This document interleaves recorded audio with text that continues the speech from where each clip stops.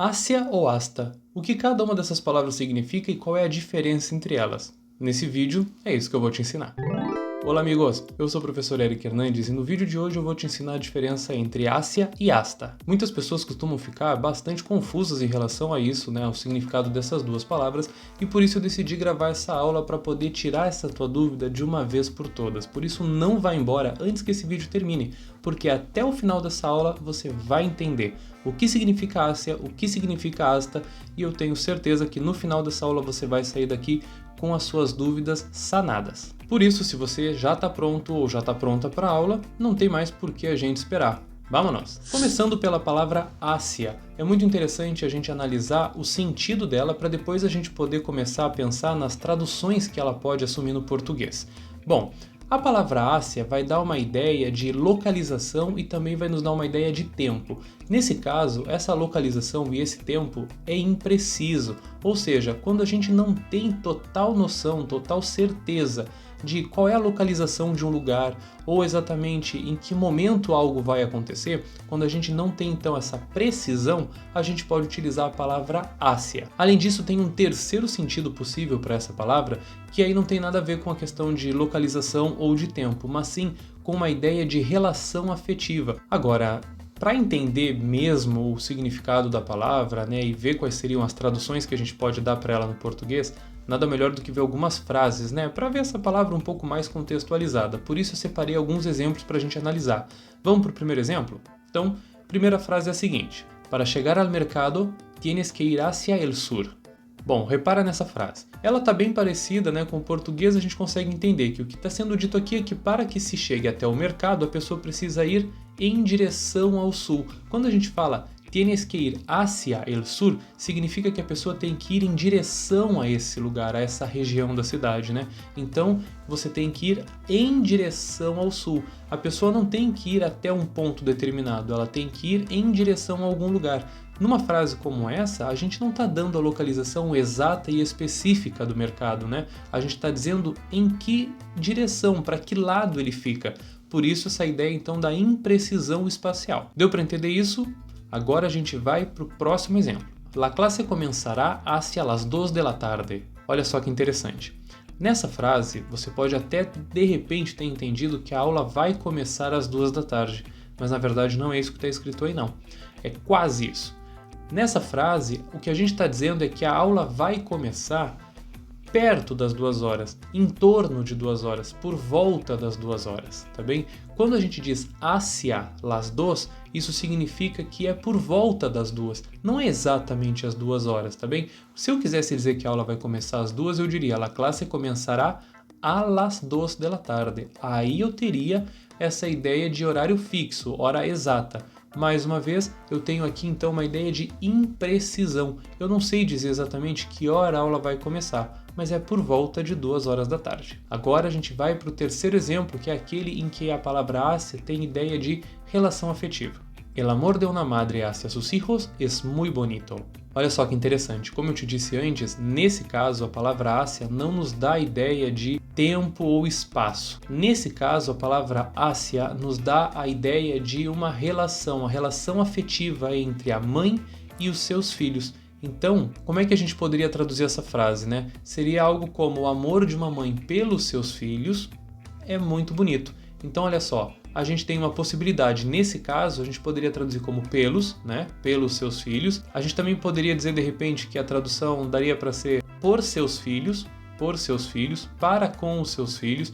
Então, dependendo, do grau de formalidade que a gente vai usar, seriam essas as possibilidades de tradução para a palavra Ásia. Então, só para recapitular, a palavra Ásia vai nos dar a ideia de localização e tempo imprecisos e também a ideia de relação afetiva.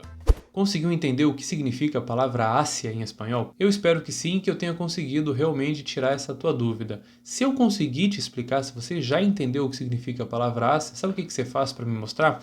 Clica no curtir. Dessa maneira você vai me dizer que conseguiu entender, que eu até aqui consegui te ajudar e te fazer entender a palavra Ásia em espanhol. Além disso, se você é novo ou nova por aqui, ou se você já acompanha os vídeos e ainda não se inscreveu, inscreva-se no canal e ative as notificações, sabe por quê? Porque porque dessa forma você vai continuar assistindo vídeos como esse, tirando as suas dúvidas, aprendendo espanhol de uma forma muito mais divertida, dinâmica, com vídeos novos toda semana e ainda vai poder participar dos testes que eu coloco toda quarta e sábado na aba Comunidade. Agora a gente vai entender o que significa a palavra hasta em espanhol. Bom, se no caso da palavra hacia a gente tinha a ideia de local ou tempo impreciso, agora com a palavra hasta a gente vai ter o contrário. A gente vai ter muita certeza de localização e de tempo. A gente vai ter certeza sobre o limite de um espaço e o limite de um horário. Você já vai entender isso com alguns exemplos. A gente ainda vai ter a palavra hasta para transmitir a ideia de inclusão. Vamos entender o que essa palavra significa em cada um desses contextos? Assim como a gente fez com a outra palavra, a gente vai ver a palavra hasta aplicada em algumas frases. Primeiro exemplo, hoy caminamos hasta la iglesia. Olha só que legal. Tá bem fácil, bem simples de entender, né? Quando a gente diz hoy caminamos hasta la iglesia, isso significa que a gente não passou da igreja. Então, a gente pode traduzir isso como hoje nós caminhamos até a igreja. Olha só a possibilidade de tradução, então, a gente vai ter hasta como até no português. Fomos até a igreja e voltamos, não passamos da igreja, né? Então, limite de espaço. Já não estamos mais falando de em direção à igreja. Não, a gente foi até a igreja. Agora a gente vai para mais um caso onde a gente vai ver a palavra como limite de tempo. La reunión fue hasta las 10 de la mañana. Como eu te disse antes, nessa frase, a palavra hasta nos dá a ideia de limite de tempo. Por que limite de tempo? Quando a gente fala que la reunión fue hasta las 10, significa que ela não passou das 10. Então, de novo, assim como a gente disse na outra frase que caminhou até a igreja, nesse caso a gente vai falar também que a reunião foi até às 10 da manhã. Quando chegou 10 da manhã, a reunião acabou e não teve continuidade. Então a gente tem aí a ideia de limite temporal. Vamos ver agora o próximo caso de uso da palavra hasta para entender completinho? Então se liga no exemplo. Él vendió todo, hasta sus ropas. Olha que interessante, nesse caso, quando a gente fala que a pessoa vendeu tudo até suas roupas, a gente pode dizer então de novo que nesse caso, né, com sentido de inclusão, a gente tem a tradução de hasta como até. Mas a gente pode traduzir de uma outra forma. A gente pode dizer que a pessoa vendeu tudo, inclusive as suas roupas. Entendeu agora a ideia de inclusão que eu falei no começo? Então é isso. A gente está então inserindo mais uma informação, né? Está incluindo uma informação, aquela que a gente já tinha dito. A primeira informação foi que ele vendeu tudo. Agora a gente inclui uma coisa, a gente destaca, inclusive as suas roupas. Então, nesse caso, no terceiro exemplo, a gente pode traduzir a palavra hasta como até, porque cabe, é tranquilo, e também pode traduzir como inclusive. Conseguiu entender o significado de hasta e hacia? Conseguiu entender também?